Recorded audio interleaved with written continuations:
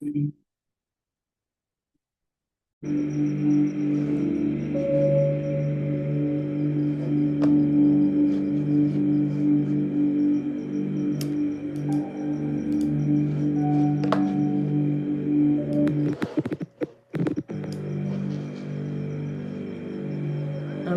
folks. Good morning. Good morning, good morning, good morning. So, how are you? We had a good new moon ceremony this morning at the 7:30 live on my personal page, public welcome, that sort of thing. And it was quite empowering. I could really feel the energies moving. And I'm glad the guides alerted me to this opportunity to really change the energies and maximize this planetary alignment that allows so much change to happen and allows it to bring in so much energy that these new or this planetary alignment is bringing with it. And the change is marvelous. I think you guys would really enjoying it. It's to me, ever since May, when I started thinking about leaving my relationship, or at least moving out on my own and standing on my own 2 feet, it's just been like this thing, magnet that's drawing me forward. You know, it's irresistible for me, and I'm hoping that for you too. It's pretty powerful and inviting. Now, it did destabilize a lot of things. I didn't make him happy by leaving the relationship. I didn't make him happy at all.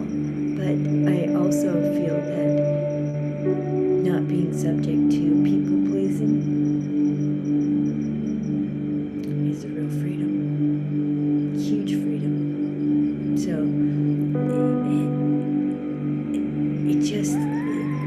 it's just how it is. And I think it's how we have to be in this particular state of the nation and the state of our own personal well-being. So I'm looking for any questions that you might have. And you know, folks, I have no opinion on what question you might have. We all have questions about things that we think we should know, but we don't. Right? You know, like, so what? So we have a question about something you think you should have mastered in 7th grade, but we didn't. So there. And that's that. So let's all have a sip of tea.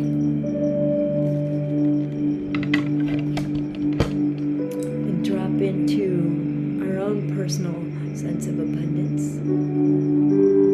Our own personal sense of gratitude.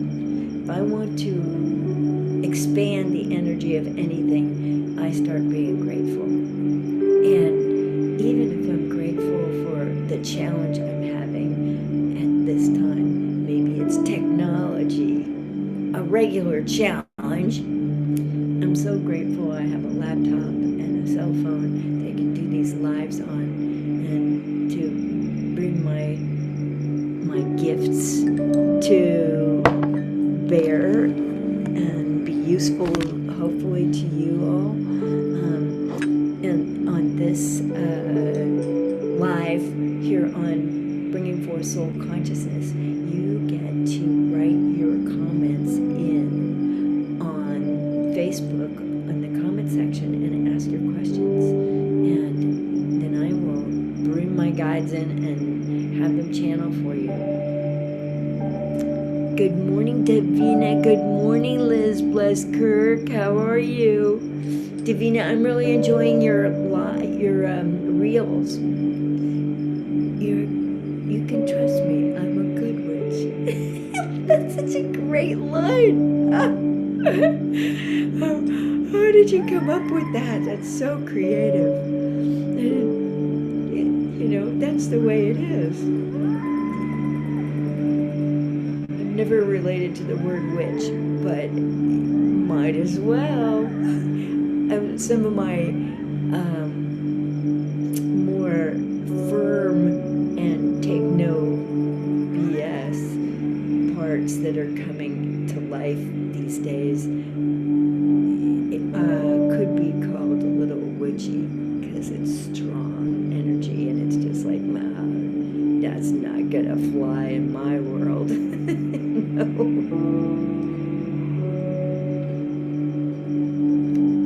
So I'm ready for questions. Okay. I know you, Davina says it's not me.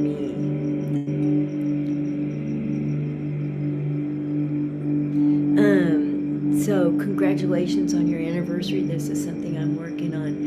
Well, my experience of becoming a clean and sober person has been really about a deeper dive into how reliable is the divine. How much strength can the divine give me? And am I willing to turn over my compulsive behaviors, my repetitive habitual behaviors?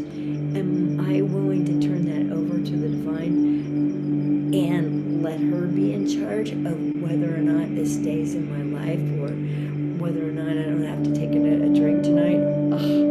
You know, it was pretty desperate. I was pretty desperate. Things were not going well. I was not healthy. I was disabled with multiple sclerosis at the time. I was addicted to pain pills and alcohol, mostly Chardonnay, but believe me, those last few months of drinking, spiced rum, that was my drink. But when I asked for help from the divine, then I was really into the obsession to drink, and I had the wisdom and the ability to just slowly taper myself off the pain pills that I wasn't really in pain about, just addicted to, and have a day of sobriety, and it was very helpful for me. Very helpful. Liz says, I love your haircut and beautiful presents. Thank you for the reminders. This is me trimming my bangs. I get the rear hairdresser to trim it up and make it a real design once or twice a year, but the rest of the time of year I trim my bangs. And today just happens to be a good hair day. I got lucky. The divine saw to it that my ego things were fed, so I could go on. But I'm getting used to doing things live even without the makeup, and really more and more it's like, how much truthful me can I bring to this? No augmented stuff. I'm letting the gray come through. I'm probably going to let go of the plastic fingernails. You know, oftentimes no makeup. Like, let's get real. Let's really be who we are, you know? Or, geez, divine, who do I think I'm being if I put on all this flash? And who am I pandering to? What is it I'm supposed to be reeling in? Is this going to make me more magnetic? Yeah. Hi, Davina. Thank you. I'm beautiful with or without makeup. I'm glad. You know, it's just... It's becoming such a chore, like, to put on makeup. Really? Is this how I want to spend my life force energy? Doing this?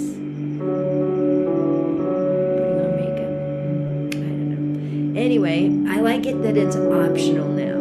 I like it that I have the choice. I love having a choice. That's what's really fun.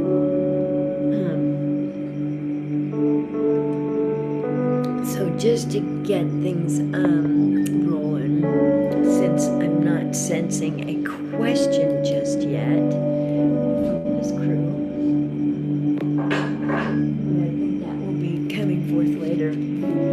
I want to remind you that this is my book, and it's called Bringing Forth Soul Consciousness, an Akashic Records Guide to Living a Fulfilled Life. And Chapter 1 is a channeled introductory message from the Akashic Beings of Light, who are my guides in the Akashic Records, and just they'll channel as needed.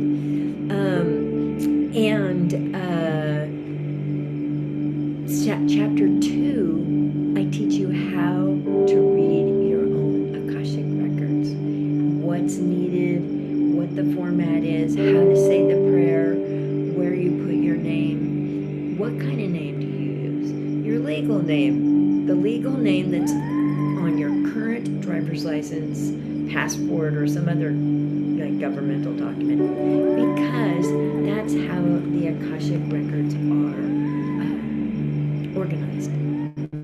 This is how it's done. And it teaches you who we are invoking in this prayer, because the prayer is powerful and it changes your consciousness and it moves you into the consciousness of your soul. And for me, it's all about the soul. It's all about the soul. It's all about the soul. It's all about the soul. And that's been my motivation ever since I started channeling in 1988, when I asked my guide Anubis what our higher purpose was together. And Anubis said, we are in the business of reuniting humans with their souls, and hence with the divine. And that has been a consistent message all throughout. And that's what I love. It's all about the soul. It is like, the soul to me is magnanimous. The soul to me is magnetic. The soul to me is my essence. The soul to me is purity that my personality can hardly believe exists. The soul is loving, wise, totally and wholly connected to the divine who created her. And the soul has the wisdom within it to move us through the difficult things in our experience in life. Beauty is truth, and we could relax enjoying it. Yes, beauty is truth. And there's a chapter in this book called Beauty, and I was like, I would sit down to write and say, okay, what are we writing about? And there would be a topic. And the entire course of this, an article or chapter would unroll, and there's one called Beauty, and it's called it's chapter 32. Chapter 32 is on beauty, and the guides talk about how important it is for us to have beauty in our lives, and so that makes it important for me to buy flowers to have in my environment,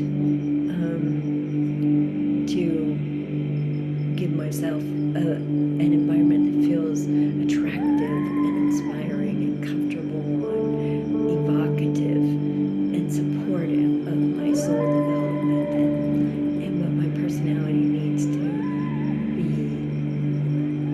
good with this big old job of being a channel and a spiritual teacher. I don't know, I'm just another soul on the path, so I'm walking shoulder to shoulder with the rest of you.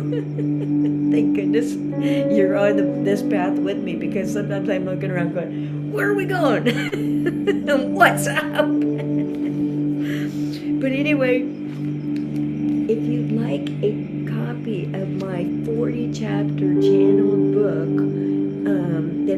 reference chapters like soul-inspired action, creation, and healing, or beauty, or soul connection, or by all that is holy.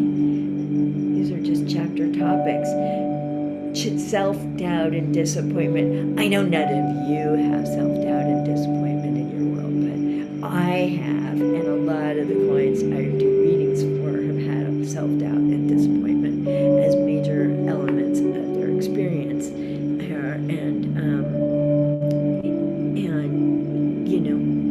There's this part of my personality wants to protect me from being disappointed.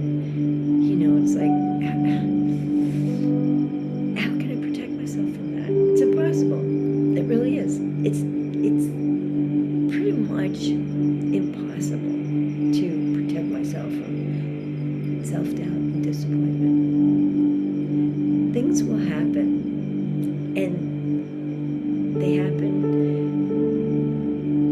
when they happen, and I can't protect myself from my past. I just get to keep experiencing it, releasing it, moving through it, saying, okay, I must need that, and just have it be the way it is. Some of the work is that I'm experiencing. When I was writing this book, I was writing it in its writing class, and the teacher said, this is kind of advanced stuff. This is pretty esoteric. How the soul is designed, how the soul is constructed. That's chapter 7. And I'm like, even when I'm channeling it, I'm typing, I'm going, you may want to find somebody more advanced who knows about this stuff to write this chapter, because I don't know. And my guides just said, oh, that's fine, you just keep writing. And I just kept following the train of information and the words that were being used and the phrases that were selected and the specifics of the words, and writing it down, and pretty soon there's a whole chapter on how the soul is constructed. And I thought it was way over my pay grade, and yet it came through. But when the teacher said this is rather esoteric, who's your audience, and maybe it's a little advanced for the general public, and I asked the guides about it, and they said, well, we have to produce a book that's a little ahead of the curve if we want to be where the wave is at the time it's read. So, in my experience, this is pretty relevant for right now, and gives me lots of room to accept my personality's objections or resistances or fears or criticisms or whatever blather my brain is putting forth, and still go, okay, what does the spiritual heart say, rather than being critical of others, rather than being resistant to them that I don't agree with, or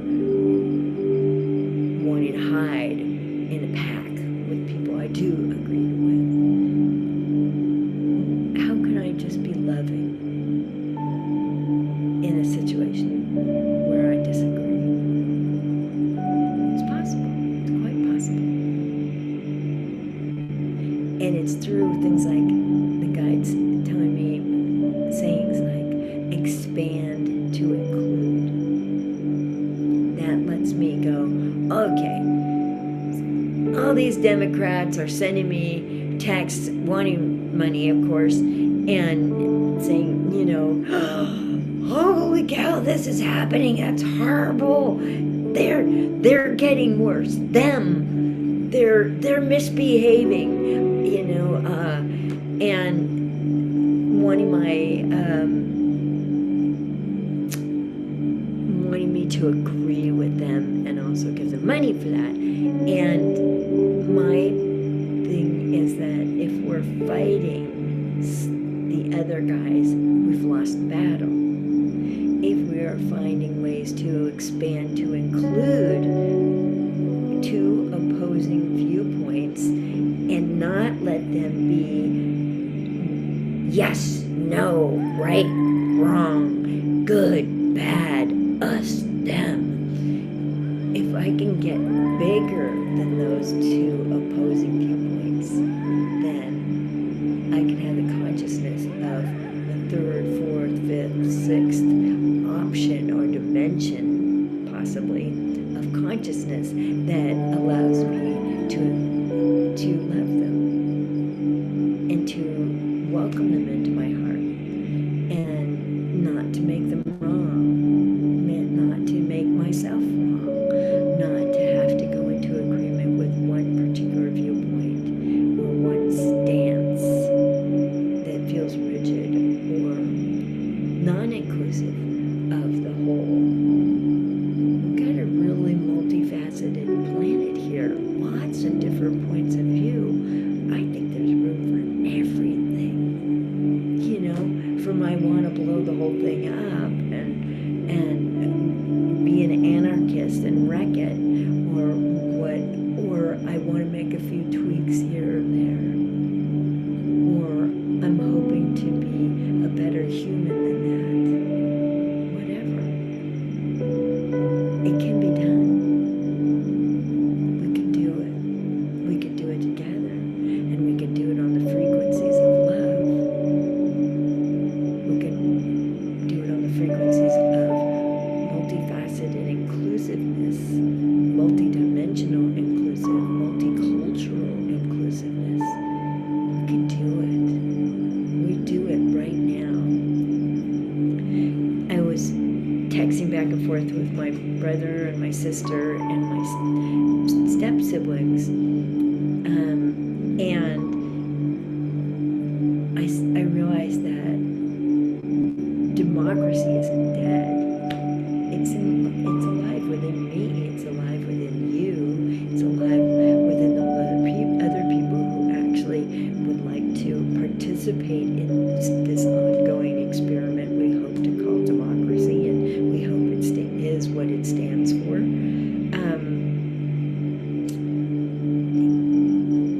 It's alive in me, so it's not dead. It can't be dead. It can't be killed off, because of my desire for everyone to experience the goodness and well-being and enough health insurance to cover their needs,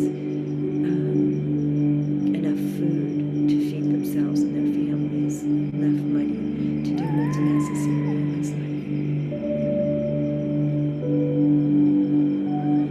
There's enough love to carry us all.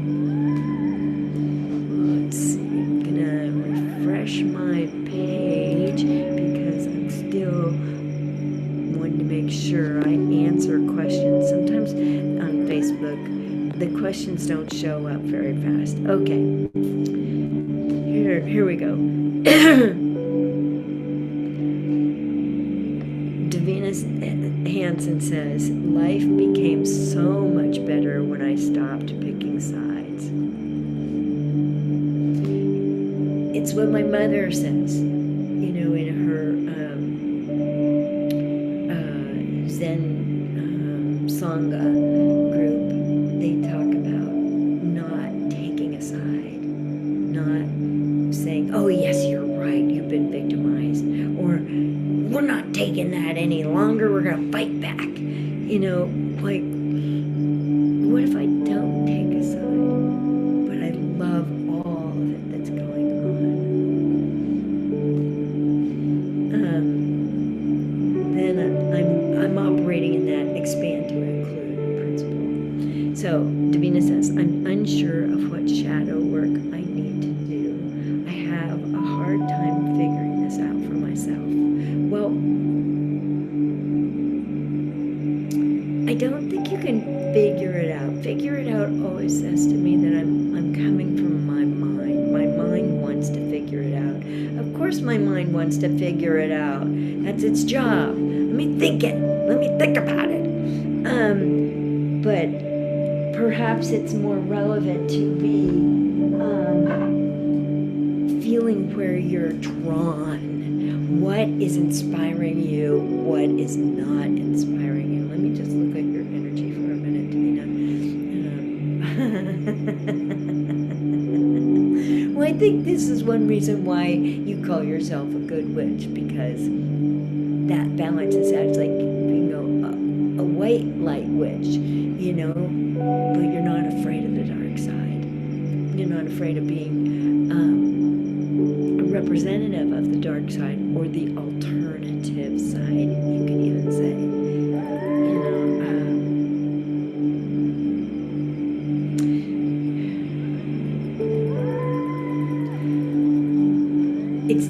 it's not like you need to choose a direction. The direction is choosing you. The direction is coming from your soul, and it's saying incorporate a greater perspective of divine energy and a greater dose, a bigger meal of divine energy on a regular basis, because that's what you're hungry for. The dark side is only just asking for more light, and the dark side is here to complement the light, so that we're not too Pollyanna-ish about everything is groovy. You know, it's not necessarily so for some, and it's always groovy, except for not necessarily so for a moment in time in each of our experience. And that doesn't mean it's going to be this way forever, but I sense with you, Davina, that you are being drawn through kind of a void period of time, with moments of great clarity and wit and excellent messages, as you demonstrate on your reels. I really like them. Thank you so much. And you're being drawn through this kind of narrower, dark, or a kind of indeterminate period, and you just have to be okay with the indeterminateness of it, and keep saying, okay, I accept that I don't have the answers right now, or I don't have a clear direction in mind. But notice where you're being drawn, what's being fulfilling for you at any particular moment or period of time, and look around for some new information. Like it feels like you're flipping channels, trying to land on the channel that you would find really inspiring, that you would like really get behind, and that channel is your soul. That's what you're hungry for. And your soul, well, you have that court jester speaking truth to power thing going on. And it's really groovy. I get that really strongly about who you are. And you can't be that court jester if you don't dip into the darkness or the indeterminateness and the I don't know, I don't have the answer-ness of these moments in time, and still be on the ride, the magic carpet ride that you're being on in this sort of void, this tunnel. But you're going to be birthed in January, late December, January. You will be really understanding what the divine portal is really all about, because the void could be what you consider a divine portal. The void, I feel, is a more horizontal trajectory, and it spits you out at the other end, and it sort of has its own time where you go, I'm not in that void anymore. I'm in a more determined period experience now. The energy's kind of set up. I can take action way.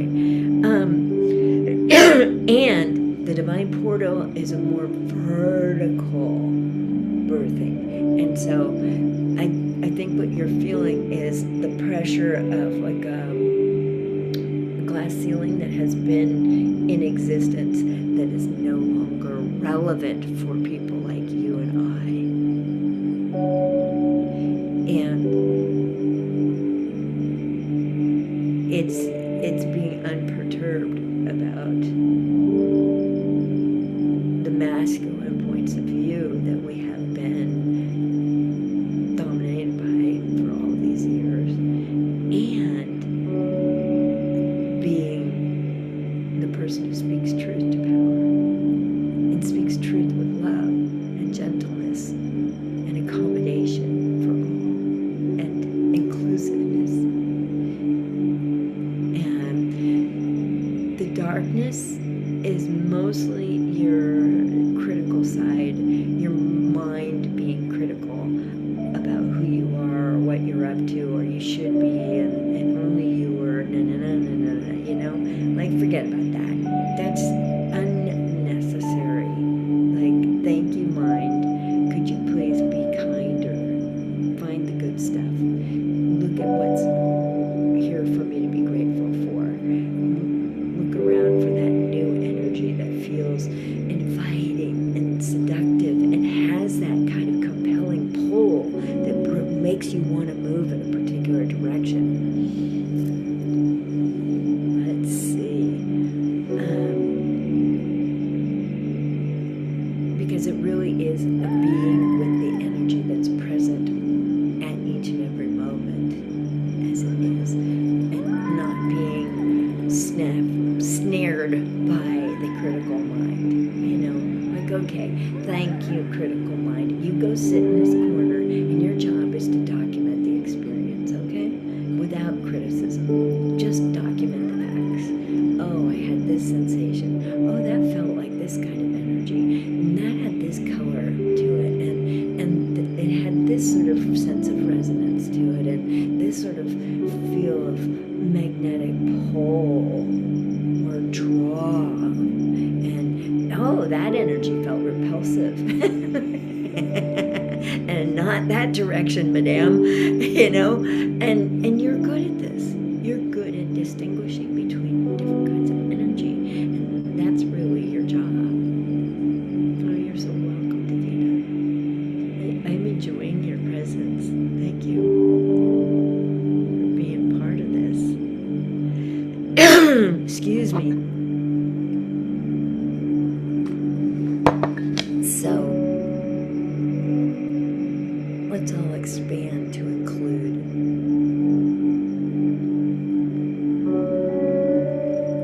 If I were the divine, imagine yourself, you're the divine, and your arms are huge and hold within your embrace all that you have created. The good, the bad, the ugly, the loving, the transcendental, the vibrant, the brilliant, the flowering, the dying off, the reflowering, the cycles of life, the movement of the planets.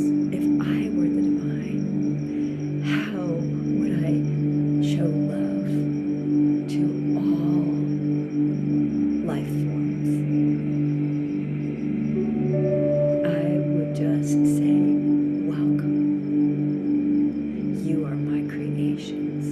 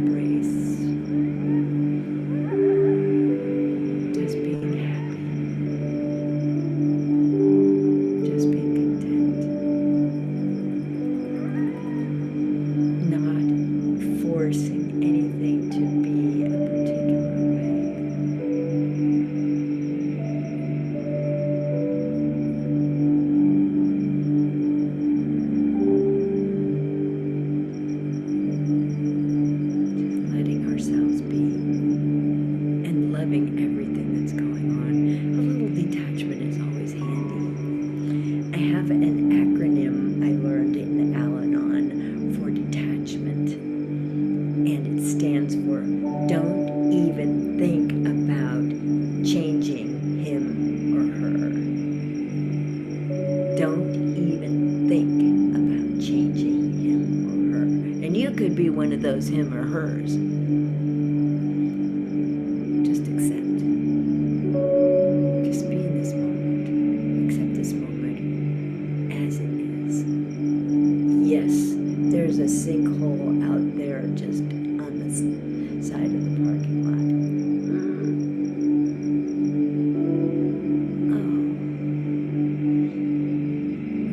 Water finds its way downhill at speeds with force, and so it is. We accept this necessary. We accept that there are people in this world with whom we disagree and even dislike. That's a personality thing.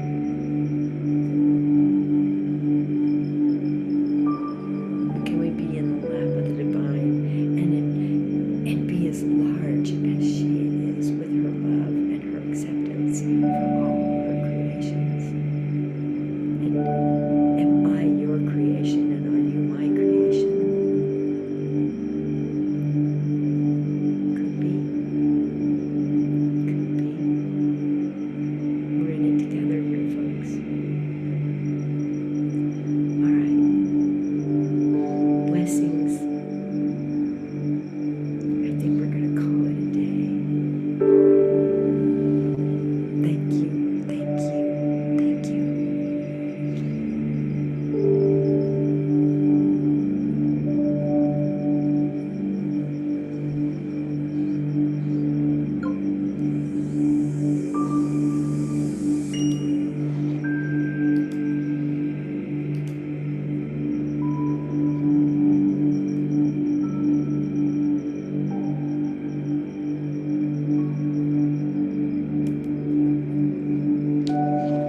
If you want to send me a tip or a donation, put it into ko-fi.com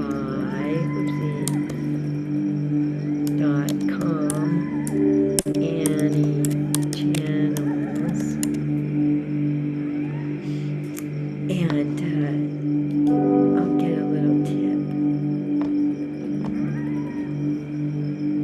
And that would be really great for me. That would help me a lot. Thank you so much for being here.